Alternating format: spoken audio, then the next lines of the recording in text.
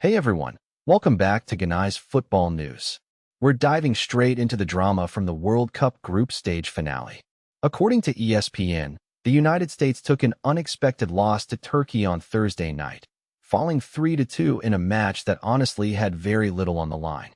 The USMNT had already secured the top spot in Group D, so manager Mauricio Pochettino fielded a second-string lineup to manage player fitness heading into the knockout rounds. But Turkey had other plans, striking late to snatch a dramatic victory at SoFi Stadium in Los Angeles. Christian Pulisic came off the bench in this one, but it wasn't enough to salvage the result. Now here's the thing. While the loss stings, it's not a disaster. The U.S. still topped their group and will face Bosnia-Herzegovina in the round of 32 on Wednesday, July 1st in Santa Clara, California.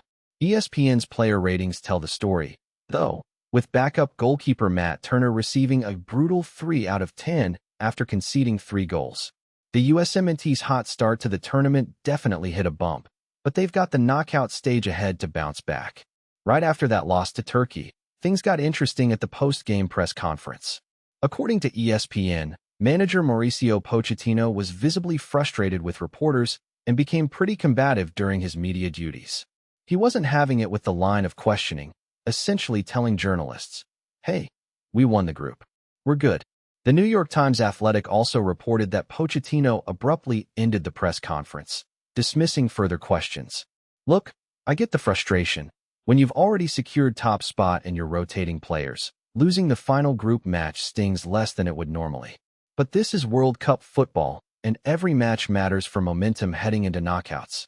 Pochettino clearly had this perspective, but the media wasn't buying it entirely. It's a fascinating dynamic when a coach's pragmatic squad management clashes with expectation of winning every single match. Now let's talk about one of the biggest surprises of the group stage. According to ESPN, Ecuador absolutely shocked the football world by defeating Germany 2-1 and securing their spot in the knockout round. Gonzalo Plata was the hero, poking the ball past Manuel Neuer in the 77th minute to seal one of the tournament's most impressive upsets. Germany came into this match as favorites, but Ecuador had other ideas and mounted a brilliant second-half comeback. The New York Times Athletic covered Ecuador's incredible achievement, noting that coach Sebastian Becassis had faced criticism leading up to this tournament, but his tactical approach was completely vindicated against one of the tournament's strongest sides. This is genuinely one of Ecuador's greatest football moments. The entire nation was celebrating, not just for the victory itself, but because it proved they could compete against absolutely anyone in this competition. Their journey to the knockout stage has been nothing short of remarkable. Moving on to Group F action, things got interesting with Japan and Sweden both securing their knockout spots.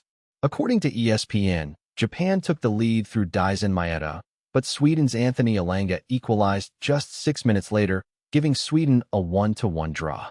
Now, that result might sound like both teams took it easy, but here's the reality. Both teams advanced to the round of 32 with that final score. Japan's progression sets up a tantalizing knockout matchup against Brazil. Now that's a tournament highlight waiting to happen. Sweden, meanwhile, proved they could hang tough in a competitive group. The New York Times Athletic noted that the Netherlands, behind their emerging star Brian Brobby from Sunderland, are also pushing through Group F with 3 goals already to his name. Brobby's performances have been really impressive, and the Dutch look like serious contenders heading into the knockout stages. Here's a fun story that ESPN covered. FIFA President Gianni Infantino has been absolutely globetrotting throughout this World Cup on his private jet.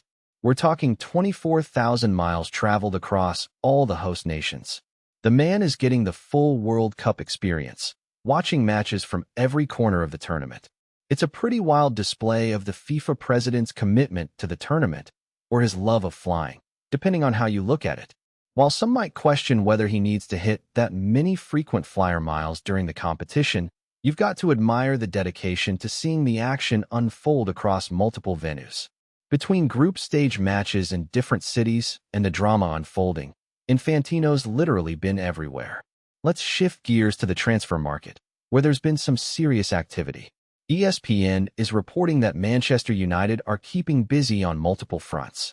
First up, The club is apparently considering a surprise move for Scotland goalkeeper Angus Gunn, an interesting pick that's caught some people off guard. But that's not all. According to ESPN, Manchester United is also very close to agreeing a fresh loan deal with Turkish club Trabzonspor for Andre Onana.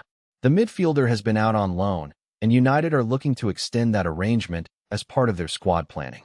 Meanwhile, Manchester City isn't sitting idle either. Sources have told ESPN that City have reached an agreement with Nottingham Forest to sign midfielder Elliot Anderson on what's being described as a club record deal.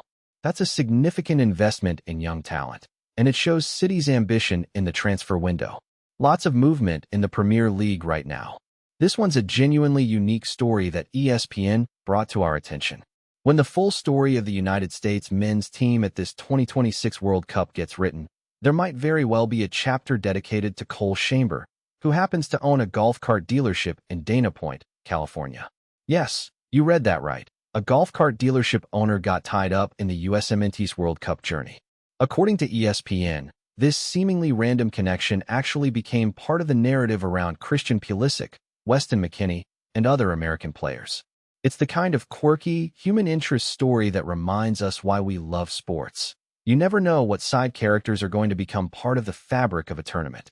The New York Times Athletic covered this unexpected connection as well, highlighting how diverse and interesting the peripheral stories around the World Cup can be. Only in football does a golf cart dealer end up in the headlines alongside some of the world's best players. Finally, in Group D action, according to ESPN, Australia secured their passage to the last 32 of the World Cup following a drab, goalless draw with Paraguay at their San Francisco venue. Neither team had much to gain or lose in this one, so the cautious approach made sense tactically. Australia finished second behind the USMNT, while Paraguay are almost certain to make the knockout round as well despite the draw. BBC Sport covered the match, noting that it was pretty much a match that suited both sides' objectives, a stalemate that advanced their tournaments. Not the most thrilling football, but effective nonetheless.